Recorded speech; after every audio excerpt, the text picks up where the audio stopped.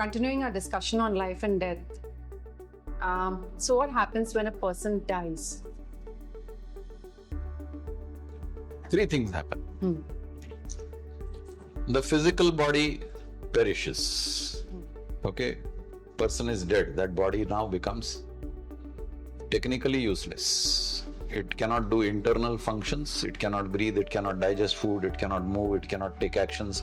So technically, that body becomes useless. So that body has to be done away with. Either you cremate it or you bury it. So that is one part of the story. The mind of that person stops functioning. Now this is slightly deeper because you have to understand the human mind.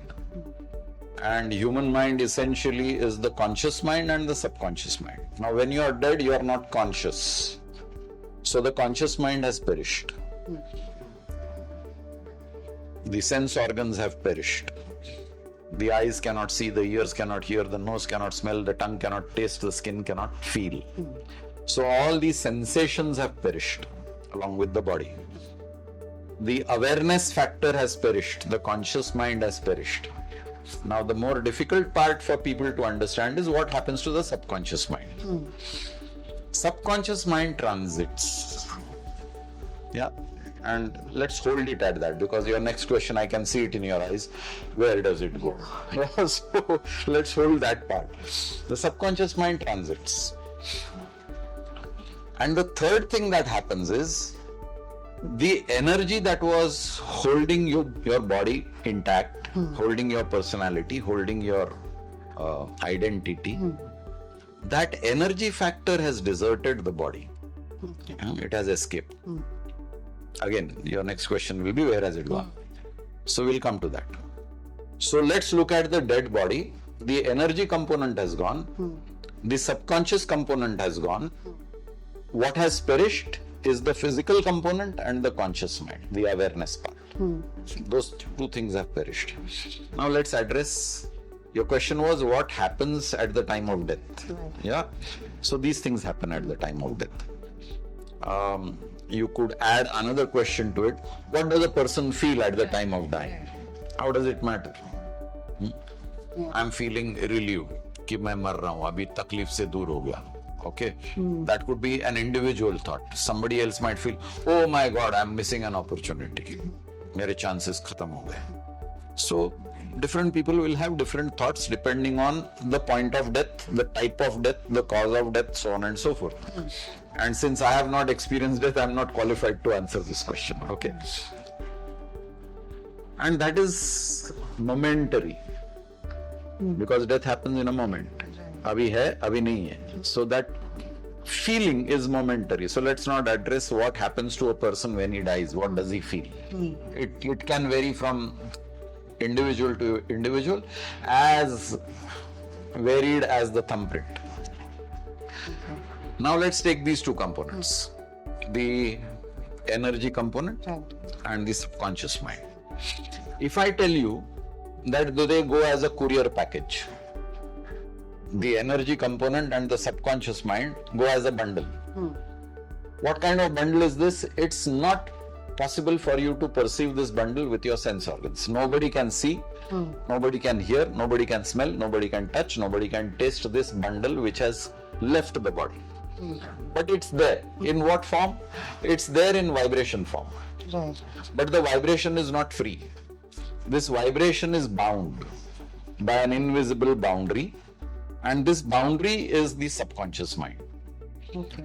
Everything that happened to me in my life, and let's take one life, let's not go to multiple lives, to make it simple. So whatever has happened in my life and whatever has entered my subconscious mind, my likes, my dislikes, my joys, my sorrows, my accomplishments, my disappointments, my biases, my, like I said, likes. So all these things are part of my subconscious mind. This is the boundary of my energy, and when the two of them go together, in common parlance we call it as a soul. The soul has departed, and when the soul departs, most of us wish rest in peace. या everlasting peace. Now, everlasting peace is a wish of who? People like us. We don't really know whether the soul will get peace or not. If there are unfulfilled desires, the soul is restless. I have not fulfilled certain desires. I want to fulfill them, but I cannot fulfill them in energy form. I need to acquire another form. So suppose I have a desire to make a lot of money and I died a poor person. So my soul is craving to feel the excitement of being rich. The soul cannot earn money. So it has to acquire a form to enable it to earn money and get the thrill of being rich. So for that purpose, the soul is searching for an opportunity to get reborn, and this is only for those people who believe in life after death and rebirth. There are a large number of people in this world who don't believe in rebirth. So this kind of discussion is restricted to people who have faith in rebirth. So the soul, does it,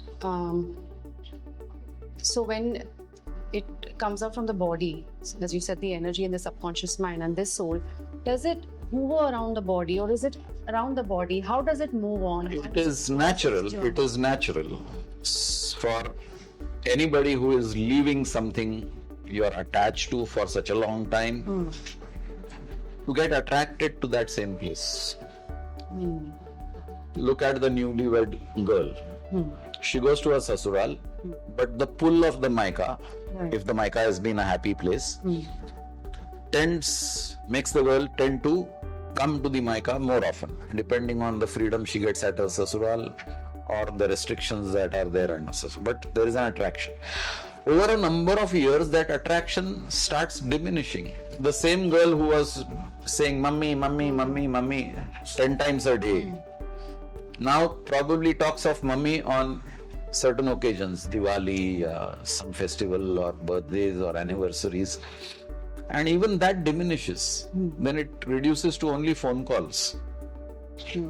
The attraction of physically going to Maika has waned. So for the soul, the same thing happens. The initial attraction is very strong because you have been associated with a particular environment. Now you have departed from that environment. So initial tendencies, as you said, hover around the location of life and death of the form. Right. Then eventually it realizes the futility that I no longer belong here, and it starts drifting. Now there is another objective. It's like the girl who has an objective. Abhi meri shaadi ho gayi, thoda mummy, mummy, daddy, daddy ho gaya. Then abhi mera bachcha. Then the bachcha becomes the central focus. So the mummy, daddy reduces and the bachcha becomes important. So similarly, the soul is looking forward to another opportunity to fulfill its unfulfilled desires. Another opportunity in the form of another birth, another physical substance to discharge the functions which cannot be discharged in energy form. Simple example, electricity cannot express itself unless there is a bulb or there is a refrigerator or there is a TV. So the energy requires substance to express itself. Soul is an energy with a desire. So if it has to express its desires, it needs substance, which is the next body, which is the basis of rebirth. So that's the reason we have rituals? You are opening a Pandora's box. Rituals are actually practices of the laws. Many of us do not know the law, but we know the practices, and therefore they are rituals. Now, if you really look at the word ritual, it is broken down from the word spiritual. The spi part is gone, the ritual part has remained. We have forgotten the spi part of it.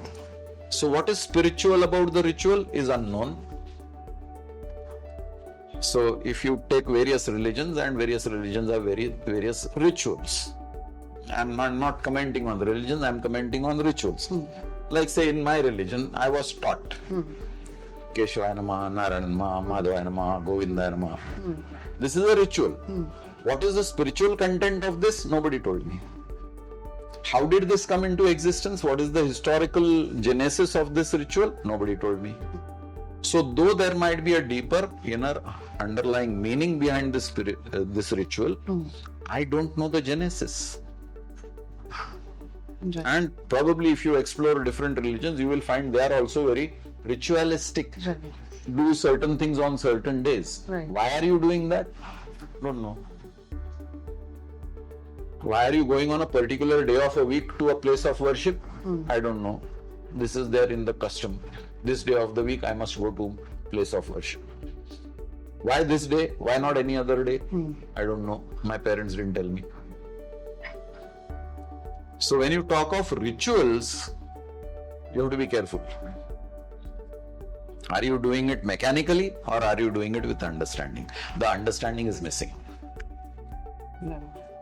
That's why I just lost my father-in-law, and I remember the priest, the pandit, he's saying that आप जो भी करो श्रद्धा से करो. That is faith. Yeah. Just Faith doesn't require reasons. right.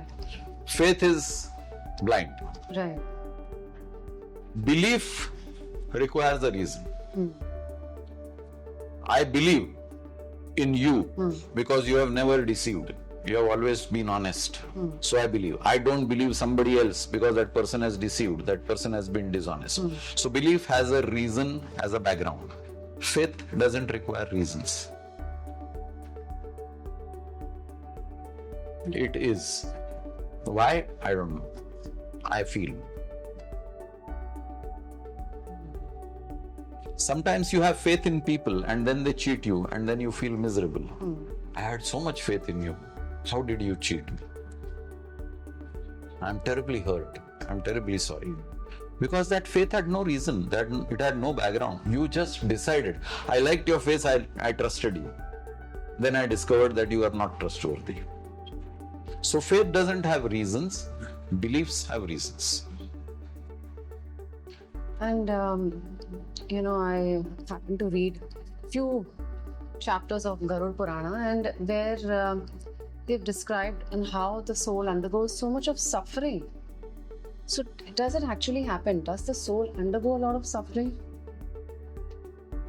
Suppose you touch a hot frying pan. Right. What happens to your skin? It'll burn. It will show a blister, it will show a spot, Yeah. discoloration. Yeah. So anything that is traumatic will leave a mark. So when you're saying soul, Yeah. as I said, soul has two components, energy and subconscious mind. Yeah. Energy doesn't get tarnished. Energy will not have any mark on it. What gets tarnished is your subconscious mind. So the mark of the trauma will be on the subconscious mind. Sometimes you get birthmarks on a newborn baby. Right. So it is the trauma carried forward which reveals itself as a birthmark. It could be a physical trauma which came as a scar, which you say is a birthmark, but it is a carry forward from the past. Otherwise, why should one baby have a scar in one particular location, another baby is flawless? Right. So there has to be some reason. Yeah. Why do we mourn? So why do people around mourn death so much? Why is there so much of suffering? Why do they suffer so much? Why do we celebrate and why do we mourn? Is because we are constantly experiencing the joys and the sorrows. And it's an emotion. Feelings are of two types. One is a sensation. The same scar that I talked of, you touched a hot frying pan and you got a scar on your skin. Right. So it gave you a sensation which was not a happy sensation. So there was fear, Right. and there was also sorrow that you got a scar, blemish. Similarly, you experience something joyful, another emotion, and your face breaks into a smile. I mean, when you touch the frying pan, I'm sure you wouldn't smile. Hey, my skin got burned. You wouldn't say that. Say, my skin got burned. And when something good happened, the emotion came up and you smiled or you laughed, expressing joy. So expression is part of the universe. You are part of the universe. You are expressing whatever is happening to you either as a joy or as an opposite. So basically you are just expressing. Why do you express? Depends on your likes and dislikes. You are only discharging a function of the universe, which is an expression. Why is the baby born? It's an expression of the universe. Why is the baby smiling? It's the expression of the universe. Why is the baby becoming arrogant? It's the expression of the universe. Conditioned by circumstances, which is the cause and effect. Why one baby becomes a nice, gentle baby and another baby becomes an arrogant, ruthless person. It's cause and effect. Something caused this individual to take a negative route. Something caused this individual to take a positive route. So when you ask a question, why sorrow and why we mourn, it's cause and effect and expression. Two laws are operating simultaneously. One is the law of expression, universal law, and two is the law of cause and effect. Do animals understand death? Animals understand death. The famous example is of the tsunami. All animals ran inland. So out of instinctual fear that something bad is going to happen. So let me save myself. Self-preservation is the law of the universe. Everyone wants to preserve himself. So animals do understand it. So this quote is there, I just like it. I don't know if it's from Bhagavad Gita. It says, death is as sure for that which is born, as birth is for that which is dead. Therefore grieve not for what is inevitable. Exactly. Grieve not for what is inevitable. Life and death is a continuum. It is the movement of the universe in a direction, and that is inevitable. Mourning and celebrating are pastimes of the human existence.